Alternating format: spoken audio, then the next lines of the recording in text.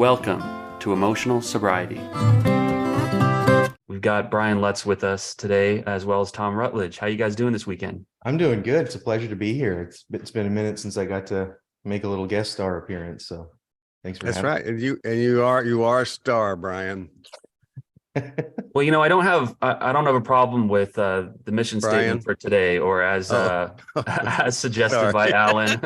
And then we were chopping it up on text earlier, but returning to emotional sobriety with a new week and a new set of life experiences and redefining it, or reconsidering how we define it this particular Sunday.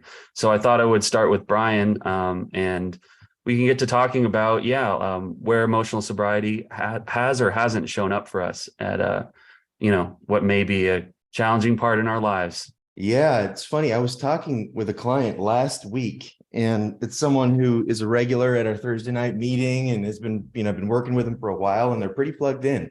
And he was saying, yeah, I was talking to this new friend about the meeting in emotional sobriety. And he asked me, what is emotional sobriety? And he's like, I tried to answer him and I realized I couldn't do it. And so then I started thinking about it, and I was like, well, if somebody asked me that question, how would I define it? And it's kind of funny because I've spent a while thinking about this stuff and working on it. And it's a surprisingly difficult question to answer. Mm-hmm. I was kind of caught off guard by that, but I started, I don't know. And I guess my understanding is always changing, but I think it's because it's so multidimensional and situation and context specific. There's a lot of different parts to it. Emotional sobriety is being a good human. It's like it's being the best, Sometimes. the best we can be. Yeah, well, and honest. Well, a good human, including the fact that showing up, even if you're a mess, and even if you're having problems or you're fighting everything, resisting everything coming up, just being honest about all of that, the big picture, and that I get that so much from Roger. And about how you talk about it, right? Where if you're having a part of you come up that's not the best part of you, instead of just giving it complete, autonomy and controlling your actions and everything that you do and lashing out at people, being mean, using whatever it is, you can talk about it in a way that gives it the right to exist and to acknowledge the truth of it without giving it the privilege of deciding how you're going to show up in your life. That's it. Well, I mean, the bottom line is that you're describing a character in the intrapersonal landscape that I call the gatekeeper, and it's like, and the gatekeeper. I've long been aware of the gatekeeper that basically does what you're talking about, filtering what gets out. And as you guys can imagine, because you've known me a while, my gatekeeper is very busy all the time, because first of all, there's so many parts of me that think something is funny when it's not going to be to the person I'm getting ready to say to it. It's like, no, we're not going to do that. Not that. Okay, we'll let that go. But I also realized more recently, as we consider the emotional sobriety, is the gatekeeper also makes decisions about what we do with the thoughts that show up in our mind. So it's on both sides. It's what I'm going to first, it's what I'm going to allow in and entertain, say, hey, pull up a chair as far as the thoughts that come. And, I had a daily reading in one of my meditations today that basically says when these thoughts show up, you don't have to invite them in. You don't have to, what he said was, you don't have to ask them to stay for dinner. It's like, so I began thinking about that too. Just the idea of if somebody comes to my house unexpectedly, I hate drop-ins. The drop-ins no good. But somebody comes in and good intentions or whatever. It's like, and I don't want to talk to them. I don't want to do that. What I'm going to do is I'm going to stand on the front porch and talk to them. I'm never going to say, "Come on in," or if they weasel their way into my front door, I'm still not going to sit down. It's like I'm just basically taking my energy, reserving it, holding it, and going off to something else. And that's what we need to be able to do with these thoughts. And unfortunately, we don't know that we need to, and then how to differentiate ourselves from our thoughts. I think the part that's tricky too is that there are things and experiences and occurrences that can't be left out, right? They're going to force their way to the dinner table. And, when I was thinking about what I wanted to bring in today, an example that came up for me recently, it was it was what I was talking about a month or two ago at the Thursday night meeting, which is there was something that was going on in my life that was I don't know, one of the most Yeah, I remember. anxious, most terrified I've ever been. It was really difficult. And it was this situation. No, I'll go into detail because I think it's important just to understand it. But Flora, my wife, she's pregnant. We just crossed the second, we got past the first half. So coming along, she's starting to show. It's really cute. But we earlier on, before we went public with letting everybody know she was pregnant and everything, we got these genetic test results. They test, they do it every once in a while. They test for like 400 different things, which I didn't even realize there were so many things you could test for. But Flora got her results back, and there were three for her actually. One of them was expected. She's got a blood condition that we knew about, but two showed up that we didn't know about, and one of them in particular, and it had such a complicated name, I can't remember it, and I've never even heard of it. But essentially, the implication was that if I was also a carrier, because there's dominant recessive genes and all that stuff, if I was also a carrier, there would be a 25% chance that our baby would develop this genetic condition that would basically make her unable to process and digest food. And so it's like an intestinal problem. And so, the cognitive functioning of the baby would be very low. It would have to be fed intravenously, couldn't eat food or milk or anything like that on its own. And the life expectancy is less than 5 years, no matter what you do. Wow. And so, we got these test results at 10 o'clock at night on like was a Friday or a Saturday or something like that. And we read it, and my first reaction was, I'm just going to walk away and close this, because I can't think about this, and I don't have anybody to talk to or get any information about it. And Flora had a very different reaction. She said, I need to read about this. I need to learn about this. I need to think about it. And I don't know if I've ever had such a strong desire to not think about something. No, so I know the feeling of running toward ignorance. I mean, get me out of here. I want to be as stupid as possible right now, which is essentially what drinking and using drugs is, right? We're trying brain down. You're trying to roll back time, but the longing. I always call it the longing for ignorance. It's like, God, the moment, just a moment ago, I didn't know this even existed. Basically, at that point, what that meant is I had to go get a blood test, a genetic test. And I don't know, it's a miracle of science that we can even test this stuff. But at the time, I'm like, you assholes, it takes like 2 weeks to get the results. Jesus. And so, we had to go through the weekend or whatever day that was, it doesn't really matter, and had to go get a blood test, and then we just had to sit and wait. And there's nothing that could be done to make it faster or better.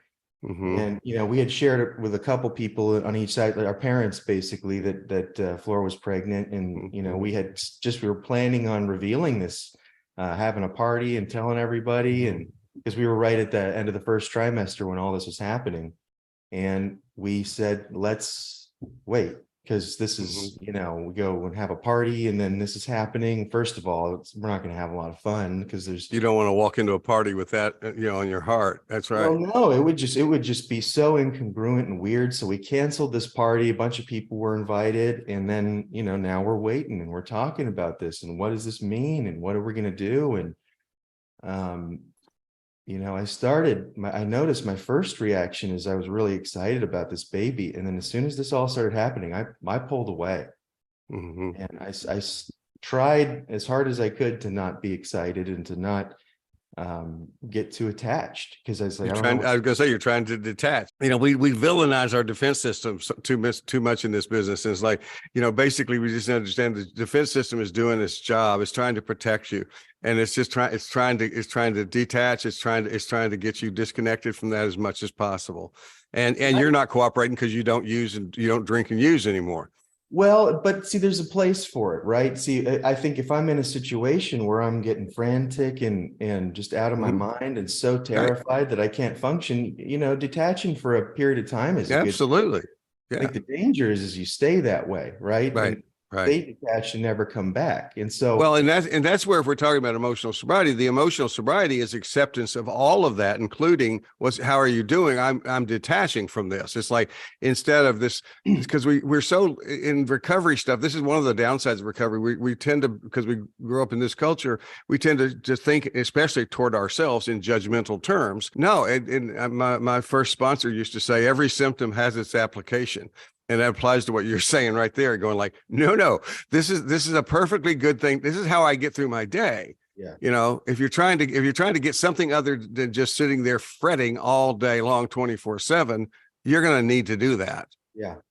Yeah. I got to function and work and live and all that stuff. But, I liked what you said about acknowledging it and making space for it. Cause like the first reaction is kind of, it's, I don't know, I guess maybe there's a part of me where that's not what I'm supposed to do, or that's a weird reaction, detaching. But I think Allen, he was the first one to say it to me. And it's such a cool idea. The first time I heard it, he said, be careful about pretending that you're better than you are. Yeah, that's good.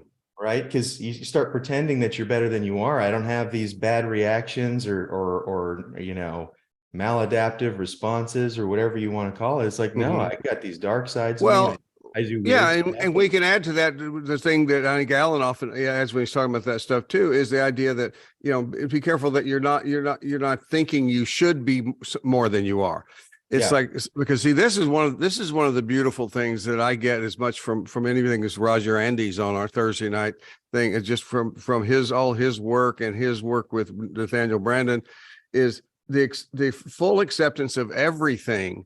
Is, I mean, if we're given definitions today, various definitions for emotional sobriety, that's one of my favorites. It's like, the idea is, this is what's happening in my life. I led the Thursday night group and just began. I didn't want to go because my wife had just had surgery, and back surgery, and was just home, and we were both feeling horrible, and I was freaking out. And so, but I just decided emotional sobriety is me showing up just wigged out. And so that's what I did. I said, I came on and just said, I am a basket case. I wasn't lying. I wasn't exaggerating. I wasn't playing a basket case, online. I was, and, I think I did an okay job of kind of getting this thing started off in the support thing, and it helped me tremendously just to talk about it and practice doing what we're talking about here, is not judging myself as I was saying it. Yeah. And no, that's acceptance of everything, but then as a starting point, right, for change. And you weren't stuffing anything to be able to show up and do what you had to do. You were letting it be part of the mix, and you were giving voice to it. Yeah. And then I think, I think, Thom, you were the one who said it. I had never heard it described that way either, which is, it's like navigation, right? Yeah. You're going to navigate somewhere. You actually do have to have 2 points, which is the start and the end. Right. Those are the 2 mandatory points that you need. Right. And so often we know where we want to go, but we won't accept where we are. And that's the value of making space for being a basket case, is okay, this is where I am. And I'd like to go over here. So for me, with my thing, I'm detached, I'm scared, I'm anxious, I'm terrified, I'm pissed. Because why the hell wasn't this tested for sooner? Why are they making me wait? Why did they test us both at the same time, you bunch of jerks, making me suffer and wait here, all these different things. And so, I'm mad, I'm detached, I'm this, I'm that, I'm everything. But, ultimately I was trying to figure out, what the hell do I do with this? How do I take these principles of emotional sobriety and apply it to a situation with this kind of gravity? We're talking about really like the difference between having a baby with a healthy baby, it's going to live a full life, hopefully longer than me, to, it's going to be sort of partially conscious and live for a couple of years and then die if we decide to have it. So now, are we going to abort the pregnancy, or, are we going to do this? So my mind's running all these different places, and I'm like, wow, I'm devastated. At these possibilities, even though they're not happening. So I knew I couldn't get too far ahead of myself, even though I did, but I'd bring myself back. Yeah. Well, that's, again, acceptance. The idea is, I try not to get too far ahead of myself in that situation. Does anybody know how not to? And it's like, nobody I know. No, I think you gotta get ahead of yourself and then bring yourself back, right? Right. Because you Yeah, can't, and it's a can't cut off constant the process. process. Well, it's sort of the whole thing we do with living in the present moment, but it's on steroids. It's like the idea if you're living in the present moment, you're not walking around always in the present moment. You're just constantly reminding yourself to come back to the present moment. And I mean, and that's the practice. It doesn't mean eventually you'll just wake up and you'll be in the present moment. Without brain damage, I don't think that happens. So the other thing I want to say about you is in terms of support. What you did is you respected everything you need to respect as far as you and your family and your marriage, and but you still reached out in that group with what you could reach out with. Yeah. You still invited support. You certainly had my support, and I know that place on Thursday night. That's there's a lot of love there, and people. I don't know how that works in the universe. I don't know if that love actually flies through the air and comes to us. But man, if it does, you had a lot coming, and we didn't have to have the content. Yeah. It's actually not the important part. The content isn't the important part. It's the process Right. and what's happening. And so, Right. shared about it. That was really helpful.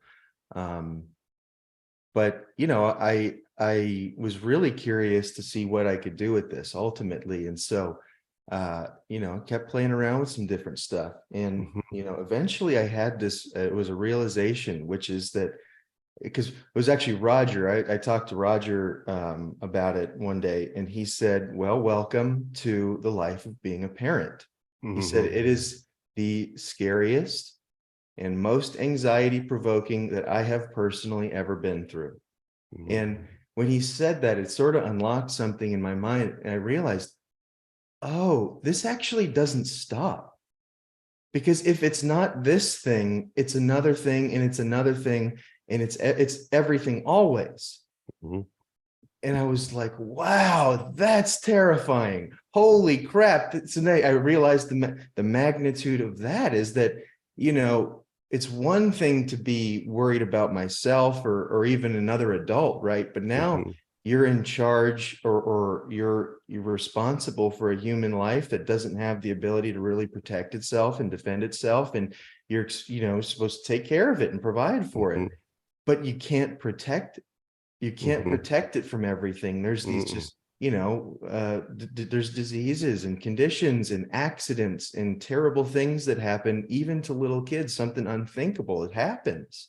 And so when I started thinking about that, I said, wow, if I can't get past this detachment right now, then I will always be detached, right? Because even if this thing is removed, something else will just take its place. It's that fear. And so I realized what was happening, what I was facing wasn't actually the genetic condition or the possible genetic condition. It was my anxiety and my fear of loss and my fear of being hurt and being vulnerable. That's what I was experiencing. And I was disconnecting because I didn't want to feel any of that stuff. Well, it's fear that you won't be. I think it comes down to it's fear that I will not be able to handle this.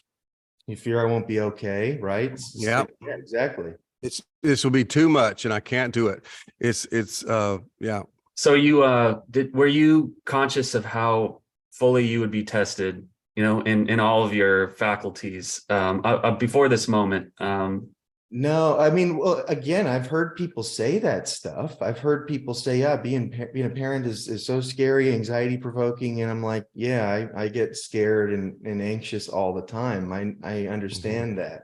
No, I didn't have any idea. It's kind of like, you have people, I've had people in my life tell me really good advice. And, and then I go and I do the opposite of that anyways, right? It's like, well, I'm curious, what was there a comfort and a landing upon this realization that, like, when you realized this was just one ripple and that there were more to come? And I can see that it could also, in addition to being, very anxiety inducing and challenging to hear that, it could also be like, well, this liberates me from immediate concerns I have about this particular thing because, well, I know there's more to come and I got to steal up.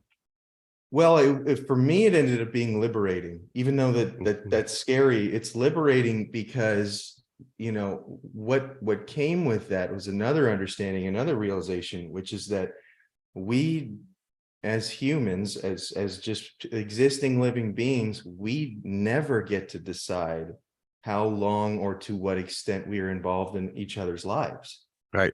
That's true No, of Laura not and I. up to It's us. true of myself and my parents, myself and my dogs.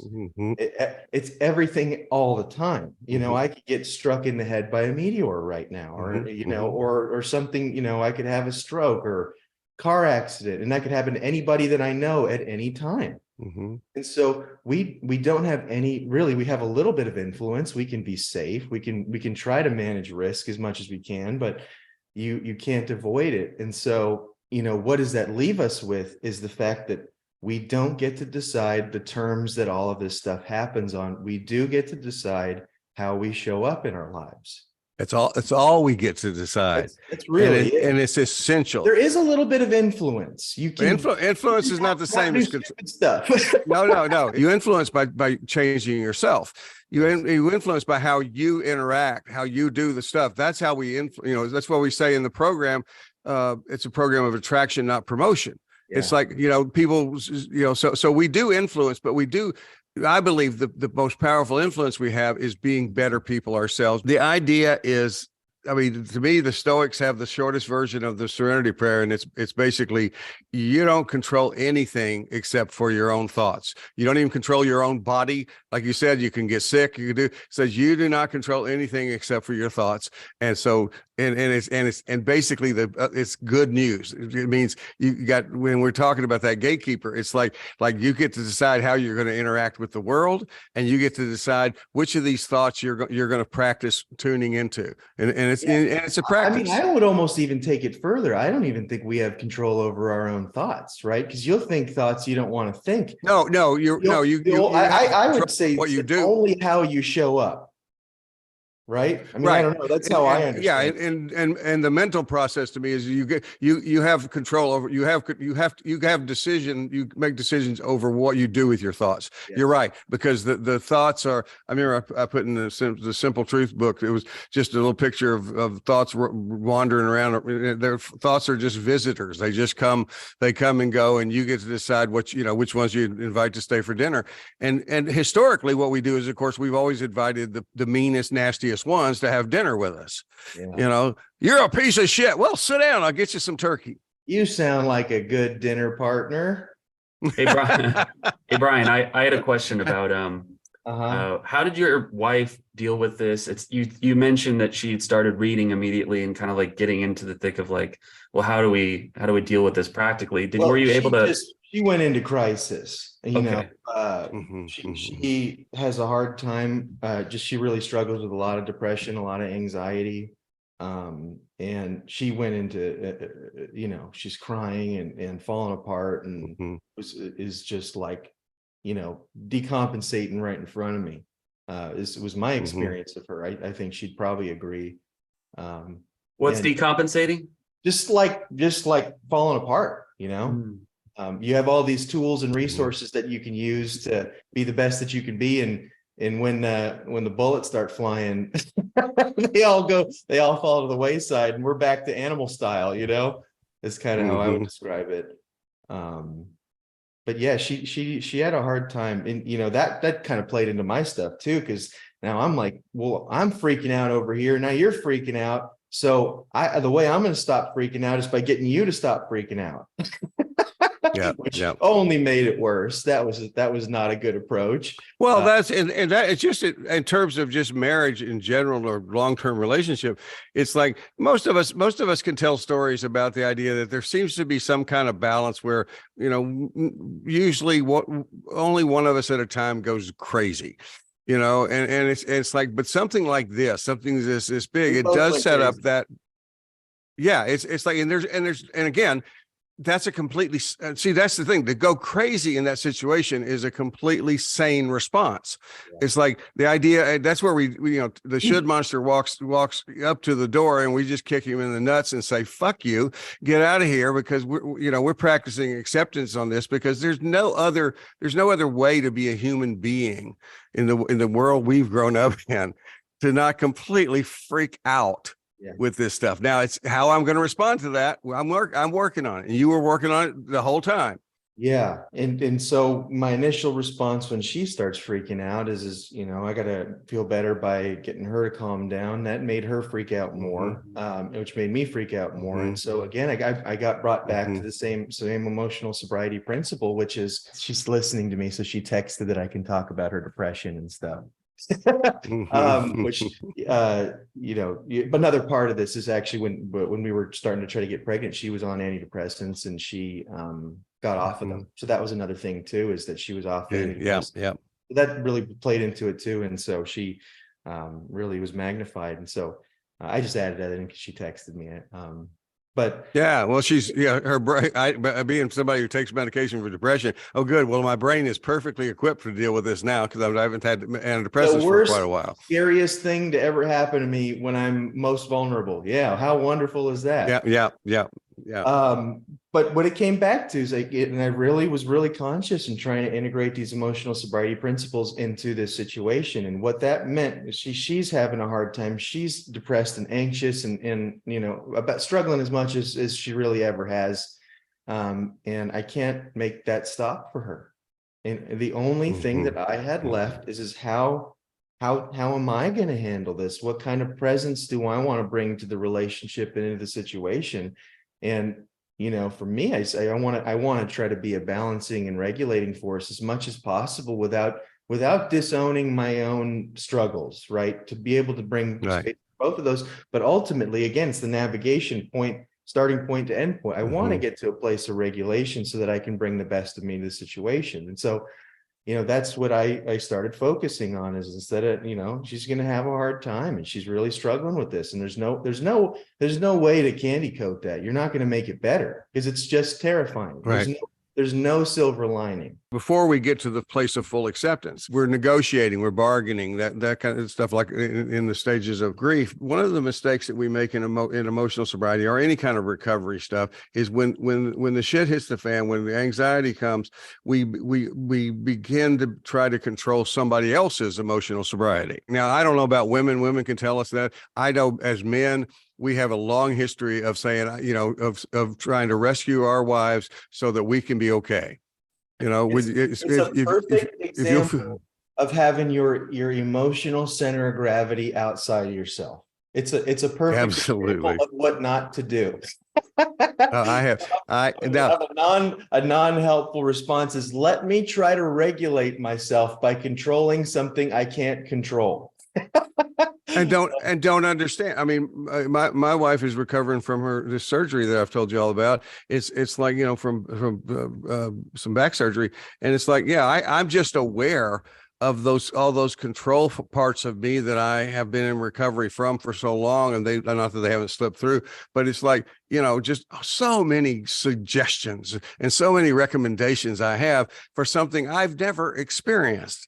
I have no expertise. She has the expertise. The closest thing to an expert on going through this is Dee Dee. And so, one of the things I'm doing, I think, a decent job of just keeping that gatekeeper busy. Yeah. Nope. Go get her another glass of water. Yeah. Well, when you start trying to figure out how to show up for somebody else by using your own projections to do that, it just makes it about you. Right. It's not. Well, and you don't have. Yeah, you don't have to see yourself as a villain. I think it's important that we not villainize other people. But one of the things that aren't villains. We could have another podcast on the people who are villains. But the idea is It's also important that we don't villainize ourselves either. The idea that that's part of what this whole practice of this wide open acceptance is the idea is we really are. It's very Buddhist in nature, as far as I can tell from what I know about that, is the idea we're very much there's, I guess, there's a bit of a detachment here, but it's just to kind of have a neutral place to be an observer and reporter of what's happening to me. But it's not to say I can't go in there and I can experience the pain, the fear. I mean, that's what Roger was telling you. That's like, and I've worked, I'm not a parent, and I swear to you, one of the reasons I always said that when we decided not to have kids was I said, we looked at our genetics, and I realized we were just going to have a depressed alcoholic anyway. So, but the other part was I said, my child would grow up chained up in the basement, because I would be so afraid of giving that child any autonomy, because I don't think I could handle the fear of that. And I mean, man, for you to get that experience right off the bat, that's powerful. It is. And, it brought me, and I'm sure I'm going to struggle with this same thing over and over and over again for the rest of my life. But I think I at least have a functioning framework of how to operate and how to deal with it, which is that, look, I don't know. I can't chain someone up in my basement, even though part of me might want to sometimes. So what I'm left with ultimately is that, scary, terrible things might happen to everybody I love all the time. And so what I have control over, what I can decide in terms of how to show up is that I can love these people in my life as much as I possibly can for as long as I can. For as long as I can. There's nothing that there is not a single thing that can take that away from me. I've always had a suspicion that maybe what the therapists say is correct, that I have the inner resources available to help me weather any storm. And I keep kind of like, I'm highly skeptical of that. And it comes up a lot in talking with Allen, and it's come up in talking to other smart people. And I think that's a little bit, you're referring to that a little bit, right, Brian? Which is that, like, by locating the emotional center of gravity inside yourself, it's going to help you to really like jump across the chasm. But it's also the process of getting there is like some of the hardest shit you've ever had to do. Absolutely. Well, yeah, and you can't know it until you're there. Christopher Reeve, the first book, I mean, this is to tell you about who this guy is. The first book he wrote after his accident, in which he was completely paralyzed, is called Still Me. And I recommend this book, by the way, to lots of people, and I recommend you get it on an audio form, because Christopher Reeve reads it. It's like, even with his difficulty with breath, everything else, he tells you this story. And sometimes when celebrities write books, you can tell that they didn't write the book. Somebody wrote the book for them. Christopher Reeve wrote this book. He and Michael J. Fox are in the same category with this stuff. They write their own stuff. But one of the things he talks about in that book early on is, he said, after his accident, in which he was, he's a quadriplegic, having to have help even breathing.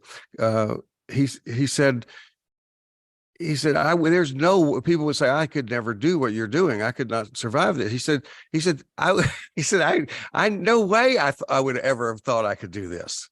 He said, and he's just, I mean, I can't remember what he said specifically, but it's beautiful and worth listening to. It's like the idea that you only know, and when it comes from somebody like that, with that situation, they say you only know when you're there, and that's the same, but it's the same dynamic you're talking about. Well, I noticed that happening with I'm a type 1 diabetic. It's another sort of really awful genetic condition that just happens, and there's no cure, and I just deal with it. But that, I've had this experience my whole life. I'll give myself injections in front of people, and a lot of people are scared of needles. And so I've had more times than I can count, I've had somebody say, man, I could never do that. I could never get myself. I'll tell you, I have a very vivid memory of when I first came home from the hospital after I was diagnosed. I was 15, and I was trying to give myself injections, and I would take the needle and I would go to stab my leg, And I'm not kidding. I've never felt anything like this. My arm would stop before the needle would hit my leg. And I'd go like this. I'd push my arm down and it would stop. And I said, what the hell? It's like someone else was holding my arm. And I've never felt anything else like that. And the only way I could get past this, I figured this out just on accident. I had to close my eyes so that I couldn't see when the needle was going to hit my skin. And so when I closed my eyes, it went in. And I had to do that for a couple weeks until I got used to the sensation and the experience enough where I could do it with my eyes open. And it wasn't because I was afraid of it. I mean, at least on a conscious level, clearly there was a part of me that was very afraid of it. But, I've had people say that I could never do something like that. And see, I think that, if there is a silver lining in terrible experiences like getting diagnosed with a terrible illness or having something like what happened with our baby, if there is a silver lining, I think that they show you how vulnerable your attitude towards reality is, because it's so contingent on things being the way that you think that they need to be in order for you to be okay. And see, when I think when you're confronted with something of this gravity and magnitude, and you make the decision to not like end your life, basically, it's like, I'm going to keep moving forward. What you're left with is what does this mean to me? And so ultimately I have figured out, and I'm sure there's a lot of different ways I haven't figured out. I've got a couple that I have, is that I can still be okay with terrible stuff happening. I just have to let go of my ideas of how life is supposed to look. I don't want to think about everything that I eat all the time. And I don't want to have to go to sleep with the thought that I could die in my sleep tonight, which is a very real thing. It happened to me last night. I had a bunch of situations where, I can't sleep, I can't walk, I can't eat without thinking about, how much insulin I have. So I don't want things to be that way. And, for a person on the outside, you look at that, I couldn't handle that. Well, I think you can. Right. I think you can, but you have to let go of some stuff. Right. Yeah. Well, and letting go is a ongoing practice. I mean, it's like, to me, I always say, whenever we let go of something, we let go of it, and then we look down and we're holding on to it again. And so what do? We let go of it again. It's like, instead of cussing ourselves and saying, I thought I let go of that. Well, you did. But it's like what you said about, even just the process of 2 weeks with your eyes closed to get past that obstacle. But I mean, because if you think about it's a beautiful example of just how defenses work. We use that as a metaphor for defense. It's literal, but it's also a metaphor for defenses. It's like stabbing yourself with anything is very counterintuitive. We can all agree with that. It's like that's not something that our mind is going to be on board with. And so the idea, and you're just describing something that goes on inside of us all the time, which is the way I describe it is my wisdom voice can tell me exactly what I need to do to get over something just an everyday thing. Like for me, a lot of times it's procrastination, and my wisdom voice can say, do this. And if you do it this way, this will be fine. And it's absolutely right. And the moment I hear that, I can feel my resistance dig in, because I'm now I'm having a power struggle inside myself. And the good news is my wisdom voice is just like a wise person on the outside. He doesn't really care. It's like, he cares about me, but he's like, you don't have to do it. But it's like, I'm just telling you, you got to do it. And so, but what you did is a literal, it's like that before you even said it was like somebody was holding your arm. I just imagine, that somebody just was grabbing your arm and just trying to save you from getting stabbed. Well, to complete the metaphor, it's someone who's trying to save me from getting stabbed, but the thing that I'm getting stabbed by is necessary to live. That's right. Like, that's it. That's perfect. Inside of the thing that is attacking you, which is, I couldn't think of a better metaphor, but that even fits kind of what you were talking about, Patrick, is that's kind of like what these experiences are, is there these things that seem extraordinarily threatening and dangerous, and you don't think you can handle them, and they're scary, and you don't want them to happen. There's medicine in them. Yeah. Does beautiful. What came up for me when you first started telling me about your situation was Allen's situation with Cece, I believe, where he was. I talked to him. I think it's actually the exact same condition came up. I was talking to him and he said, I swear, I don't have the records, but I think it's the exact. So I talked to him. I didn't come up with a lot of these ideas of how I responded to it. It was actually, I heard that talk that he gave at American Martyrs. I don't know if what was that 4 or 5 years ago. Yeah. There that night, and he told that story. That's what got me through this. I didn't come up with this stuff either. Anyways, I just had to say that because it was so.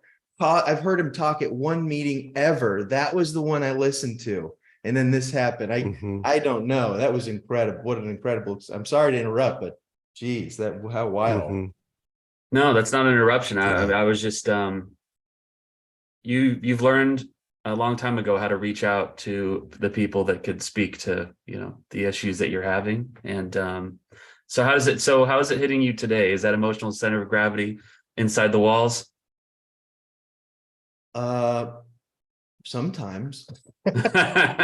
Sometimes I think, it's such another kind of like foundational principle of this emotional sobriety stuff is that when I get upset, or when I get scared, or when I get disturbed, is another way of putting it. That's kind of a little bit more general, is it's an indication that it's outside of me, right? And so it's just kind of catching those as often as I can, and then figuring out how the hell do I get this back inside of me?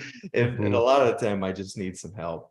Sometimes I can do it on my own. Well, I heard somebody use the metaphor of a tight wire walker, in terms of balance through this process. And it's like, in the point that she made when she was talking about it was just, she said, if you watch the tight wire walker, we think of that as walking right straight across on the wire. It says very, very little time is spent in the middle. So she's constantly going back and forth. The metaphor that always comes to me, or the image, is a pottery wheel with emotional sobriety. You know what I mean? You're not necessarily on the tightrope over, an infinite drop. It's you're massaging this thing, and if you air too much, of course, the clay is going to collapse onto itself. But then you just get your hands on it and you start molding again. And anyway, that's just Alan. That's good. I like that. A lot of the wisdom that I have in my head is literally straight from Alan's mouth, just because he's just the guy that I've talked to the most about this stuff. And I think he shared it one night in the emotional sobriety meeting a couple months or a year or so ago. So it's kind of like mountain climbing. It's like, you're at the base of a mountain, right? And then, or you're not, right? But there's a mountain emerges. You're at the base of it, and you traverse, you go to the top and you summit it, and then you come back down. and then you just keep doing that over and over again. You're not at the top of the mountain all the time, and you're not at the bottom all the time. There's different mountains. They take different amounts of time to traverse. And when they emerge in front of you, you go and you go up, and then you come down, and then, you do it over and over again. Well, thanks so much for coming on the show today, Brian. And I hope you got something out of it. Like our numbers, which I was, I'll confess to being a little astounded to see when I checked the analytics. Our numbers have been going up. More people are listening every week. But with that comes the pressure of, I want to make sure I really care about the show. And I want to make sure that, the people that are listening and that listen every week are just getting more and new things out of it. And I knew that if, I could get you to come on, that you'd be adding a lot of value and insight. And I know I got a lot out of today's show. And so I just hope that it wasn't a total wash for you, Brian. No, my brother, he's a really interesting guy. He's a software engineer. And so he does a lot of work with like machine learning, artificial intelligence stuff. I've been hanging out with him a lot, and he's just been talking about how much of an analog machine thinking is, that at least in the way we were designing it as people. And so, we're having all these conversations, and one of these things I thought was so cool is, there's actually a professor. I wish my brother was here. He would tell me what the guy's name was, but he was famous for coining the principle that one of the best ways to learn something is to try to teach it. And so I, getting invited here, I've got all these ideas in my head and things that I've absorbed over time, but they're they're not in sequence. They're not in layers, in appropriate layers that kind of I can put together. But when I come here and we're going to talk about something, I have to think about it. And what am I going to say, and how do I explain it? And And in doing that, it organizes it for me in a way that's really helpful. So, I mean, I like spending time with you guys any chance I have, but one of the best things is, trying to talk about and explain something forces me to understand it more. And it's just, and then I hear new things and then I weave that in too. And So that principle of we teach best what we most need to learn. I love that. That's so cool. Yeah. Can I ask It's such a challenge and it's so important. Oh, sorry to cut you off, Tom. I just wanted to ask how Dee Dee's doing today. Feeling bad, hurting, yeah, sore. I'm sorry to hear. It reminds me of what we used to say in one of my eating disorder groups a long time ago. I would ask somebody, I remember when we first came up with it, I asked a young woman in the group, I said, "How are you doing?" And she said, "Are you asking me how I'm doing or how I'm feeling?" And it was like immediately the whole group, we got this insight, and I've used it ever since. It's like, cause she went on to say, because I'm doing really well, meaning talk about what she was doing with her recovery and what she's supposed to be doing. She said, I feel like total shit, which we all three of us know that there are it doesn't say that way, but there are many times through this process where because you're doing well, you're feeling so much stuff and it's so hard. And what you're talking about, Brian, with this today is and back to, just to wrap up with another piece of what emotional sobriety is. Emotional sobriety is being that wide open with what's really going on with you. That level of self-honesty. It's the key.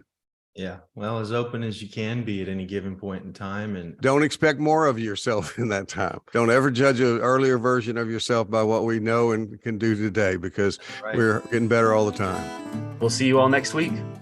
Change your life, change your myth.